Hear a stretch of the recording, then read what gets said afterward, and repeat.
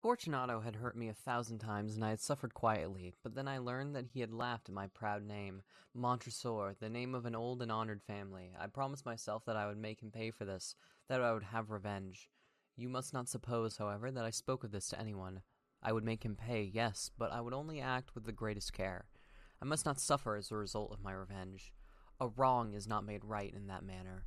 And also the wrong would not be right unless Fortunato knew that he was paying, and knew who was forcing him to pay.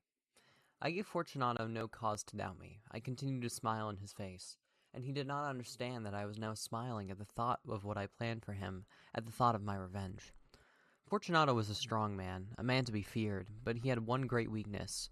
He liked to drink good wine. And indeed he drank much of it, so he knew a lot about fine wines, and proudly believed that he was a trained judge of them. I, too, knew old wines well.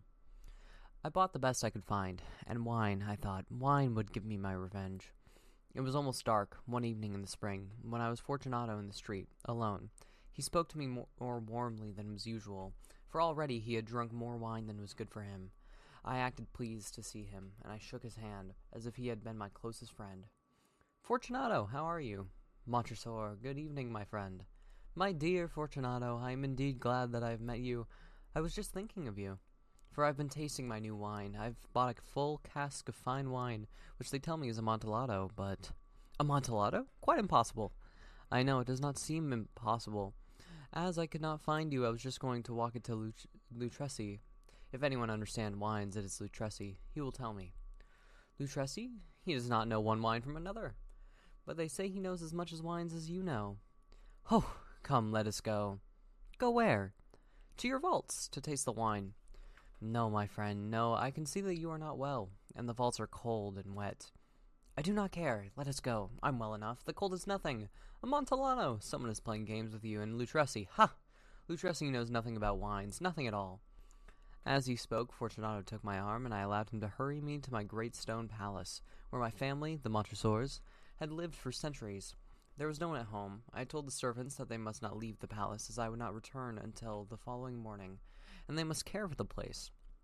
This, I knew, was enough to make it certain that they would all leave as soon as my back was turned. I took down from their places on the wall 2 brightly burning lights. I gave one of these to Fortunato and led him to a wide doorway. There we could see the stone steps going down into the darkness.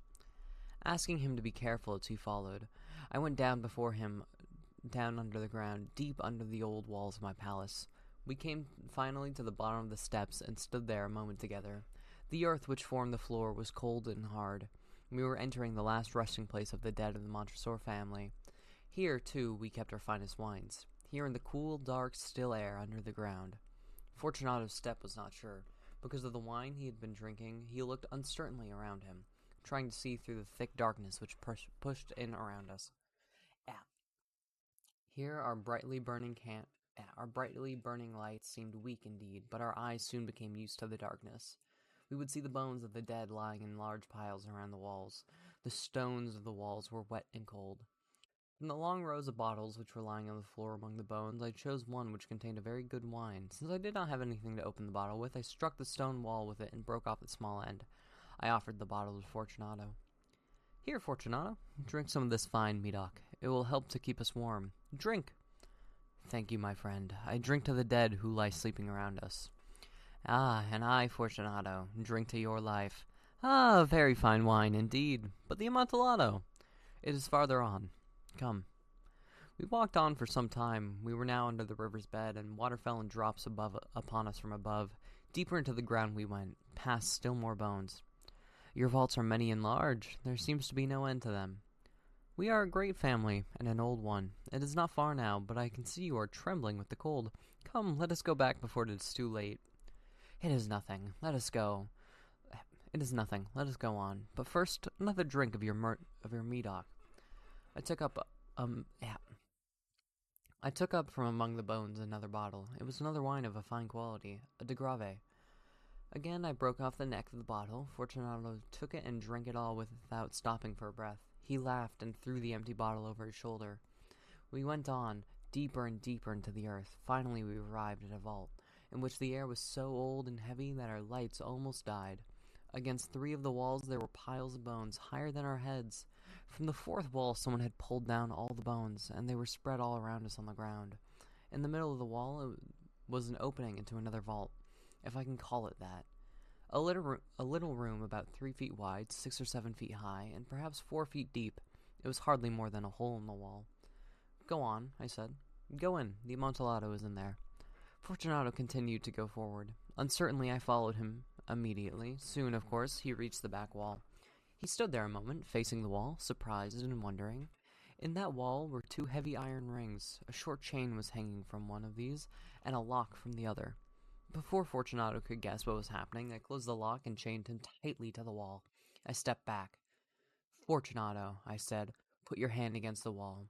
You must feel how the water runs over it.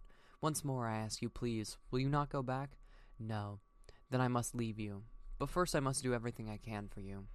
But the amontillado." "Ah, yes, indeed, the amontillado." As I spoke these words, I began to search among the bones.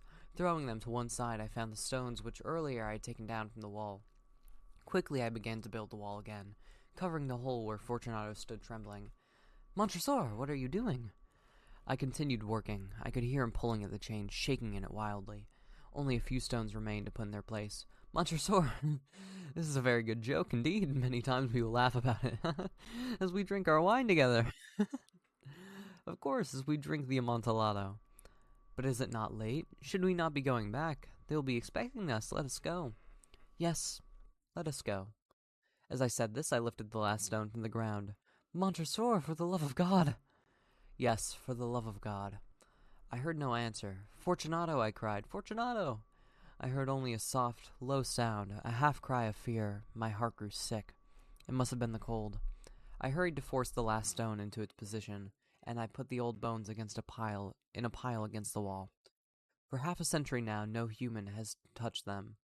May he rest in peace.